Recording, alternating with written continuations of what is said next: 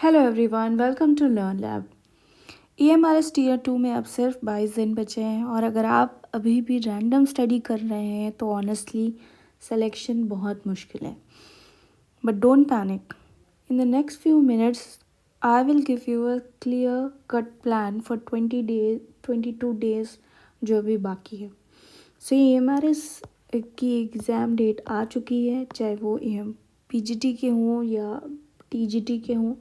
We will basically talk about TGT science. Okay, यहाँ पर हम बेसिकली TGT साइंस के बारे में बात करेंगे। आप अगर किसी और सब्जेक्ट से हैं तो you can follow this strategy for that subject also. Okay, so maximum students जो है लास्ट 20 डेज़ में या तो ओवर स्टडी करते हैं या तो वो गिव अप कर देते हैं, लेकिन दोनों ही स्ट्रैटेजीज़ जो हैं वो क्या हैं, गलत हैं। आपको डे वाइज हर डे आपका अगर जो एक भी दिन अब यहाँ से है वो अगर 80 to 90% अगर आपको प्रोडक्टिव नहीं है तो वो वेस्ट हो जाएगा पूरा दिन, और उससे जो है आपके प्रिपरेशन पर बहुत ज़्यादा असर पड़ेगा। ओके, मैं आपको यहाँ पर 3 फेजेस में कंप्लीट स्ट्रैटेजी बताऊँगी, जिसमें कॉन्सेप्ट पॉलिशिंग की हम बात करेंगे क्योंकि डिस्क्रिप्टिव भी होगा, ठीक है। देन आंसर राइटिंग एंड उसके बाद फाइनल रिवीजन हम कैसे करेंगे, इन सभी टॉपिक्स पर हम बात करेंगे। सो पूरा वीडियो देखिएगा एंड लेट्स बिगिन। सो अगर आपने अभी तक क्लासेस नहीं देखी हैं तो ये सभी क्लासेस फ्री में यहाँ पर अवेलेबल हैं। आप जाकर इन प्लेलिस्ट चेक कर सकते हैं। यहाँ पे प्लेलिस्ट जो है उस पर आपको एक डिस्क्रिप्टिव और MCQ की प्लेलिस्ट मिल जाएगी एंड एक और प्लेलिस्ट मिलेगी जिसमें सारे कॉन्सेप्ट वीडियोज़ हैं। तो पहले आप जाकर कॉन्सेप्ट वीडियोज़ देखिए, उसके बाद MCQ और डिस्क्रिप्टिव को प्रैक्टिस करिए। इसके अलावा हम टेलीग्राम पर भी रोज़ एवेल्यूएशन करते हैं। क्वेश्चन आप पोस्ट जितने भी क्वेश्चन मैंने दिए हैं उन सबको आंसर्स आप पोस्ट कर सकते हैं and I will evaluate. Okay, तो यहाँ पर आपको human I, metals, non metals, sources of energy, जितने भी ये टॉपिक्स हैं वो आपको सारे कवर करा दिए गए हैं। फिज़िक्स हमारी डन हो गई है, इसके बारे में हम आगे भी बात करेंगे। सो इसको आप कंप्लीट कर सकते हैं। ओके, देन आपको जो नोटिस आया है उसमें मेंशन किया गया है कि जो आपका TGT का एग्ज़ाम है वो 22 मार्च का है, ठीक है। TGT साइंस भी तभी होगा। देन PGT का आपका सेम है, आफ्टरनून में, और बाकी सारे भी दिए हुए हैं। लैब अटेंडेंट का 25 को है। कुछ बच्चों ने लैब अटेंडेंट के लिए भी रिक्वेस्ट करी है, तो हम उसके बारे में नेक्स्ट वीडियो में बात करेंगे। सो इसके लिए आप प्रिपेयर रहिए पहले से। 22 मार्च में कैसे आपको जाना है, कैसे आना है, सब कुछ आपको देखना पड़ेगा शॉर्टली, क्योंकि आपकी एग्जामिनेशन सिटी भी आपको नोटिस के थ्रू जो है इन्फॉर्म कर दिया जाएगा। तो 22 मार्च तक गर्मी भी खूब होने लगेगी, तो उस पर भी याद रखिएगा कैसे आप मैनेज कर रहे हैं, ठीक है। लेट्स बात कर देते हैं कि इन 22 दिनों में हम कैसे जो है हाई स्कोर करें, क्योंकि कंपटीशन बहुत हाई होगा, ठीक है, और ये मौके बार बार नहीं आते हैं, ठीक है। चाहे KVS हो, EMRS हो, इन सभी वैकेंसीज़ के लिए आपको बहुत ज़्यादा मेहनत करनी पड़ेगी, स्पेशली टीयर 2 क्योंकि टफ़ भी होगा। तो इस फेज़ को इस 3 फेजेस में हमने डिवाइड किया है। सो पहले 10 दिन क्या करना है आपको, पहले 10 दिन आपको जो है कोर रिवीजन करना है, PYQ फोकस। अगर आपने PYQs अभी तक नहीं देखे हैं तो बहुत बड़ी मिस्टेक है ये। PYQ ज़रूर देखिए, जितना भी आपका सिलेबस है वो जो है रिवाइज़ कर लो फर्स्ट 10 डेज़ में, ठीक है। पूरा 100% सिलेबस और पूरी एक्टिव रिकॉलिंग के साथ में। एक्टिव रिकॉलिंग क्या है कि आपने सपोज़ एक topic, you have a A4 sheet, ठीक है, उस पर आपने लिखा सेल, ठीक। 2 मिनट सोचा और इसके बारे में जितना भी आपको पता है इस पूरे टॉपिक के बारे में, उसको बिना देखे जो है चीट किए किसी बुक से या नोट से पूरा इसको लिखो अगले 10 मिनट में। ये एक्टिव रिकॉलिंग। तो इस तरीके से कोई भी अगर टॉपिक आपको नहीं हो रहा है तो उसको ऐसे रिवाइज़ करिए, तब जाके आपको वो पक्का याद हो पाएगा। डेली स्ट्रक्चर के बारे में बात करें, टाइम मैनेजमेंट पर भी हमने वीडियो बनाया हुआ है, अगर आप नहीं मैनेज कर पा रहे हैं तो उसे भी आप देख सकते हैं। डेली आपको जो है आप इसको अपने अकॉर्डिंग भी रख सकते हैं कि आप 2 आवर्स फिज़िक्स कर रहे हैं, 2 आवर्स केमिस्ट्री, 1 आवर इसमें आंसर राइटिंग के लिए भी निकाल सकते हैं, ठीक है। या फिर जब आप सब्जेक्ट पढ़ रहे हैं तो उसमें 2 आवर्स कॉन्सेप्ट पढ़िए, 1 आवर जो है इसमें आंसर राइटिंग तभी कर लीजिए। सबसे पहले आपको फ़िज़िक्स पढ़नी है डे में मॉर्निंग में, तो आप फ़िज़िक्स पढ़ सकते हो, जो आपको जैसे अपने अकॉर्डिंग रख सकते हो, ठीक है। MCQ सॉल्व करना मोस्ट इम्पॉर्टेंट है, क्योंकि आप वहाँ पर इसमें नेगेटिव मार्किंग भी होगी, तो वहाँ पर कैसे अप्रोच से आप रखते हो ये भी इम्पॉर्टेंट है, ओके। हाई वेटेज चैप्टर्स अब करना शुरू कर दो।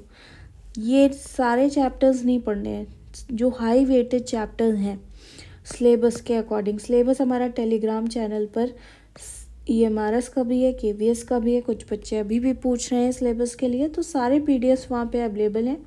एक बार आप पूरा चैनल गो थ्रू करिए, उस पर सब कुछ अवेलेबल है, ठीक है। तो हाई वेटेज जो है टॉपिक्स को पहले पढ़ना है। अब हाई वेटेज टॉपिक्स हैं कौन कौन से? पहले तो फिज़िक्स में देखिए इलेक्ट्रिसिटी,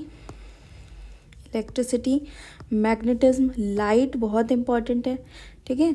या फिर अब इसमें जैसे हमने पढ़ा है फ्लोटेशन भी पढ़ा है, वो इतना इम्पोर्टेंट नहीं होगा, छोटा टॉपिक है। ह्यूमन आई है, ह्यूमन आई के डायग्राम्स वगैरह इंपॉर्टेंट है। फिज़िक्स की बात हो रही है। न्यूमेरिकल्स बहुत इंपॉर्टेंट है, work, power, energy, laws of motion, forces, force पर पूरा टॉपिक है। देन पावर, ये सभी टॉपिक जो है इंपॉर्टेंट है। ग्रेविटेशन,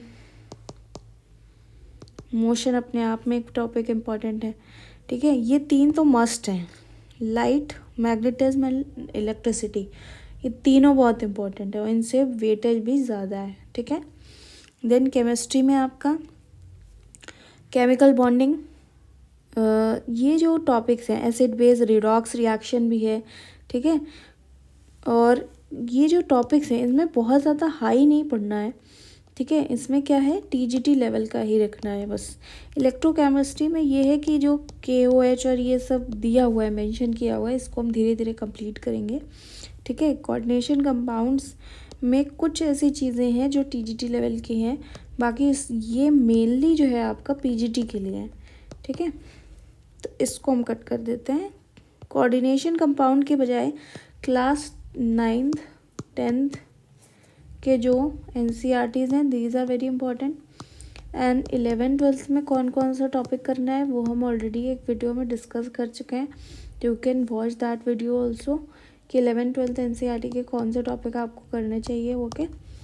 देन बायो में मोस्ट इम्पॉर्टेंट है cell, then kingdom both plants and animals दोनों, ठीक है। इन्वायरमेंट बहुत इम्पॉर्टेंट है, इन्वायरमेंट पे एक बड़ा सिलेबस है, इन्वायरमेंट टॉपिक भी इम्पॉर्टेंट है, ठीक है। और ह्यूमन फिजियोलॉजी में जितने भी सिस्टम्स हैं हमारे, डाइजेस्टिव, सर्कुलेटरी, इन सभी पर, और सारे इनके डायग्राम्स भी इनमें बहुत सारे हैं, तो उनको भी आपको प्रैक्टिस करना पड़ेगा, ठीक है। तो ये बायो भी बहुत इंपॉर्टेंट है। और एक चीज़ मैंने नोटिस करी है कि जो ये हमारे इसके PYQs हैं, प्रीवियस ईयर पेपर्स हैं, उसमें बायो का वेटेज थोड़ा ज़्यादा है, ज़्यादा परसेंटेज ऑफ क्वेश्चंस जो हैं वो बायो से आस्क्ड हैं, तो बायो पर थोड़ा सा ज़्यादा। अब इस बार पैटर्न चेंज हुआ है तो हो सकता है कि सब में से बराबर आए, लेकिन प्रिपेयर आपको तीनों ही करने हैं। ऐसा नहीं है कि आपको फिज़िक्स, केमिस्ट्री, बायो तीनों में से जो है ये 20%, ये 30% और ये 50% करना है, नहीं, तीनों इक्वली करने हैं प्रिपेयर, ताकि तीनों में से कुछ भी पूछा जाए तो you can attempt and solve 80 to 100 MCQs daily. अब ये MCQs कौन से हो सकते हैं? जो NCERT बुक के पीछे हैं वो भी कर सकते हैं आप, जो वीडियो में मैंने कराए वो भी कर सकते हैं, कहीं से भी आपको मिल रहा है। अगर टेक्स्ट बुक जो ऐप है उस पर कर सकते हैं टेस्ट डेली, तो ये कम से कम इतने MCQs तो हर टॉपिक वाइज करने ही करने चाहिए, okay. So this was about high weightage. Then Tier 2 में जो है डिस्क्रिप्टिव बहुत इम्पॉर्टेंट है, उसके लिए आपको डेप्थ नॉलेज भी होनी चाहिए और अपने आंसर को प्रेजेंट करना भी आना चाहिए कि आप कैसे उसको लिखेंगे। इस पर भी हमने वीडियो बनाए हुए, तो अगर आप कैसे स्ट्रक्चर में लिखना चाहिए वो वहाँ से देख सकते हैं। ओके, देन फेज़ 2 में हम बात करेंगे फुल लेंथ प्रैक्टिस की, क्योंकि क्या है, स्पीड बहुत इम्पॉर्टेंट रोल प्ले करती है एग्ज़ाम में। अभी जब KVS का Tier 1 हुआ था तो स्पीड जो है एक मेन टॉपिक था वहाँ पर, क्योंकि क्वेश्चन लेंदी थे और क्वेश्चन किस तरीके के आएंगे, 15 क्वेश्चंस आपके MCQ, 15 क्वेश्चन डिस्क्रिप्टिव होंगे, उनको लिखने में टाइम लगेगा। तो ये स्पीड जो है वो मस्ट है।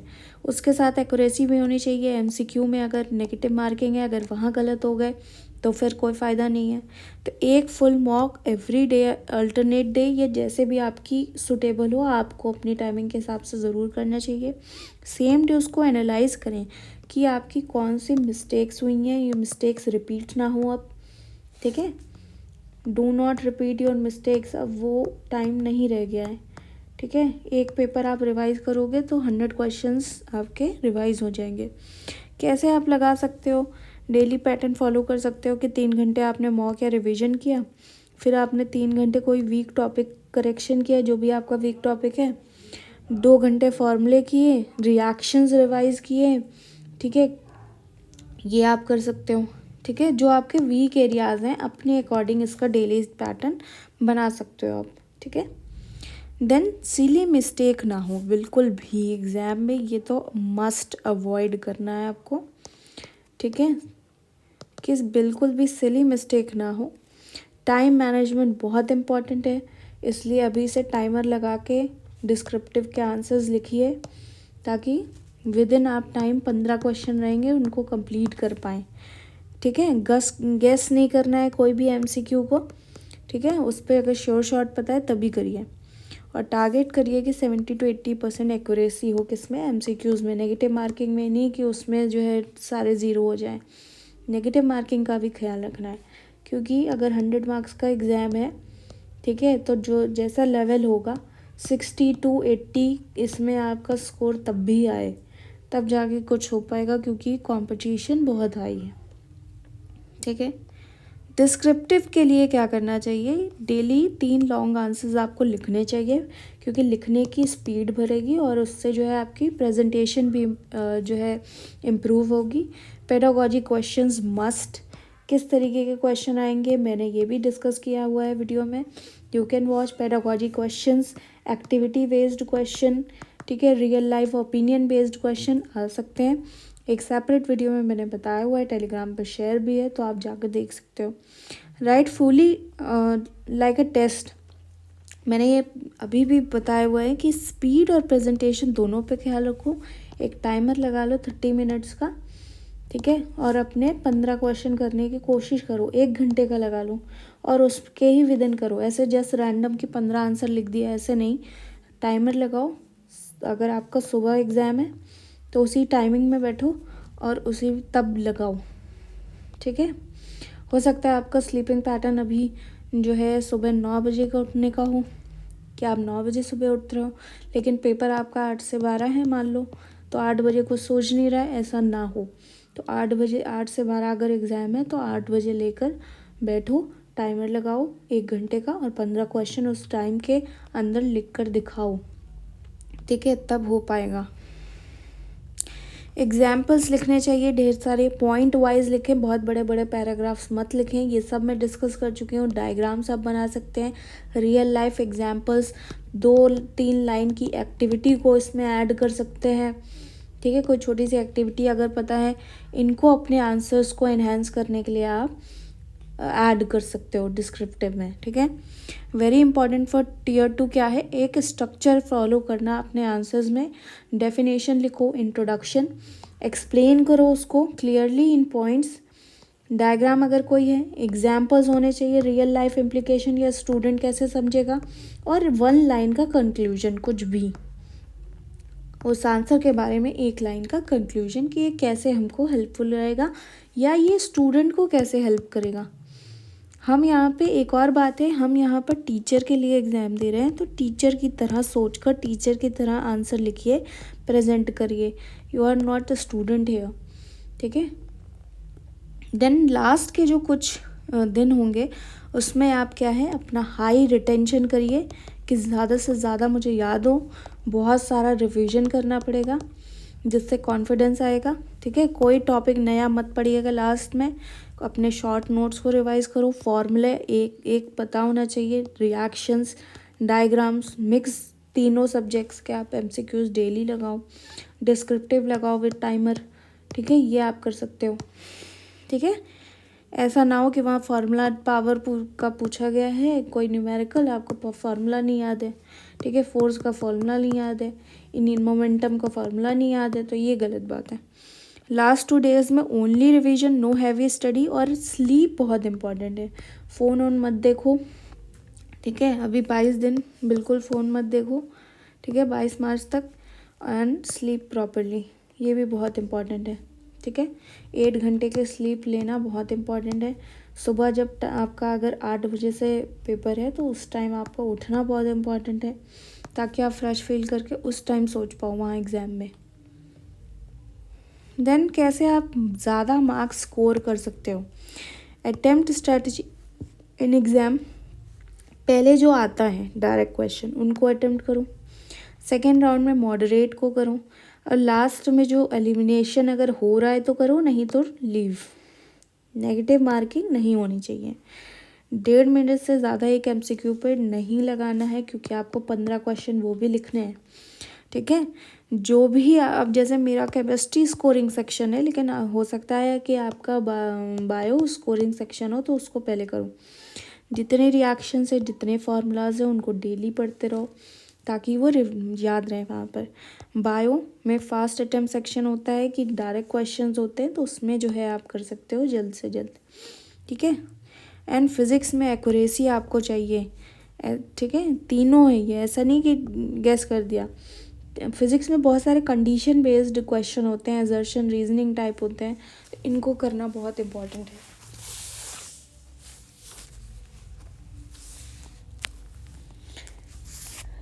देन डेली आपको 82 MCQs लगाने चाहिए, क्योंकि वहाँ पे 100 क्वेश्चंस होंगे, जिसमें से 40 to 45 आई थिंक MCQs हैं और 15 डिस्क्रिप्टिव हैं, तो इनकी स्पीड होनी चाहिए। वीक टॉपिक्स को डेली रिवाइज करो। PYQ बहुत इंपॉर्टेंट है। PYQ में EMRS के PYQ में पेडागोजी बेस्ड क्वेश्चन बहुत सारे हैं, उनको सबको लगा लो, ठीक है। पेडागोजी बेस्ड MCQ में भी आ सकता है, डिस्क्रिप्टिव में भी आ सकता है, ठीक है। देन जैसा पेपर होगा, अगर मॉडरेट है तो 70 to 75%, अगर टफ़ है तो 65% भी, लेकिन आपका जो होना चाहिए वो एक्यूरेसी पे ज़्यादा होना चाहिए और पूरा पेपर करना है। ये इम्पोर्टेंट है कि आपको पूरा अटेम्प्ट करना है। ऐसा नहीं कि आपके जो स्पीड लेस थी तो 15 में से आपने जो है 9 किए या 10 ही किए, तो फिर तो वहीं गेम बिगड़ जाएगा। तो क्या है, पूरा 15 के 15 डिस्क्रिप्टिव करने, MCQ में जितने आते हैं उतने करने हैं, ताकि नेगेटिव ना हो, ठीक है। And this was it. अब हम अपने बात करते हैं। अब हमारा जो है फिज़िक्स कंप्लीट हो चुका है। केमिस्ट्री में कुछ टॉपिक्स बचे हैं, अराउंड 4 टॉपिक्स बचे हैं आई थिंक, जिसमें है एसिड्स, एसिड बेस, ठीक है, एसिड बेस है, स्ट्रक्चर ऑफ एटम है, और कार्बन है, बहुत बड़ा चैप्टर। इसके अलावा एक और कोई चैप्टर है पीरियोडिक, ठीक है। ये सभी चैप्टर इसी वीक में हो जाएंगे, अगले नेक्स्ट 4-5 दिन में। तो उसकी सिलेबस की आप चिंता मत करो कि सिलेबस अभी हमारा पूरा नहीं हुआ है। सिलेबस का मैं पूरा टाइम उसी में लगा रही हूँ, तो सिलेबस आपका टाइमली पूरा होगा। देन बायो भी हमारी बाकी है, तो वो भी मैं पूरे कराऊँगी। 6 से 7 टॉपिक बायो के हैं, ठीक है। तो उसकी आप बिल्कुल चिंता मत करो। ये आपके हम टारगेट कर रहे हैं कि 10 या 12 मार्च तक हम कंप्लीट करें, ठीक है। उसके बाद हम पेडागॉजी जो है साइंस की, उसको कंप्लीट करेंगे 1 या 2 वीडियोज़ में, ठीक है, क्योंकि उससे बहुत क्वेश्चंस आते हैं। इसके अलावा एक और चीज़ है, डिस्क्रिप्टिव और MCQ तो हमारा चल ही रहा है, तो उसको आप वहाँ से प्रैक्टिस कर सकते हो। और NCERT में जितने भी क्वेश्चंस हैं 9 to 10 वो सारे लगा डालो, ठीक है। ये हमारा सिलेबस का वो है। इसके अलावा अगर आपको डिस्क्रिप्टिव में कोई दिक्कत है तो मैंने ऑलरेडी वीडियो शेयर किया है, वो आप देख सकते हो, ठीक है। तो सिलेबस पूरा डिस्कस किया है टेलीग्राम पर, हम आंसर्स भी एवेल्यूएट कर रहे हैं, वहाँ पर आप आंसर्स लिख सकते हो। And this was it. और अभी क्योंकि होली है बीच में, ठीक है, तो प्लीज़ होली हो सके तो अवॉइड करें, ठीक है, क्योंकि उसमें काफ़ी टाइम वेस्ट होगा। और मेरे चैनल पर एक्चुअली मोस्ट ऑफ द 90% जो है फीमेल एस्पिरेंट्स हैं, तो मैं उन सभी से यही कहना चाहूँगी कि प्लीज़, मुझे पता है वैसे तो कि आप सब पर रिस्पॉन्सिबिलिटीज़ हैं कि आपको भी होली में आलू चिप्स पापड़ी सब कुछ बनाना होगा, गुजिया, इन सब में टाइम वेस्ट बहुत होता है होली के पापड़ बनाने में, लेकिन टाइम मैनेजमेंट आप ही को करना है, बिकॉज़ फीमेल सब कुछ कर सकती हैं एक्चुअली अगर वो चाहें तो, क्योंकि वो बहुत स्मार्ट होते हैं। तो जितना भी आपको टाइम मिल रहा है इन दिनों में, उसको फुल यूटिलाइज़ करिए। कोई भी अपना दिन ऐसा मत जाने दो जिसमें 70% से कम है हमारी कैपेबिलिटी, मतलब हमने 70% से कम अगर पढ़ा है, ऐसा कोई भी ऐसा दिन मत जाने दो, क्योंकि होली में बहुत टाइम वेस्ट होगा आपका, स्पेशली फीमेल्स का, क्योंकि वर्किंग है अगर आप, और अगर आप मैरिड हैं तो भी, ठीक है, बहुत सारी चीज़ें हैं। तो सारे फीमेल फ्रेंड्स जितने भी हैं, अगर उनको कोई हेल्प चाहिए तो वो बता सकते हैं। अपना बिल्कुल भी पापड़ चिप्स में टाइम वेस्ट मत करिए, बाद में उसको कर सकते हैं, या जैसे भी आपको पर्सनली आप मैनेज करना चाहें टाइम वैसे करें, लेकिन अपनी स्टडीज़ को सफ़र मत होने दें, क्योंकि Tier 1 बहुत कम लोगों का ही क्लियर हुआ है, और Tier 2 अगर आपका हो जाता है तो बहुत बढ़िया रहेगा, ठीक है। कंपटीशन हाई है, so all the very best to everyone. जो भी क्वेरी है तो आप कमेंट कर सकते हो below. So thanks for watching.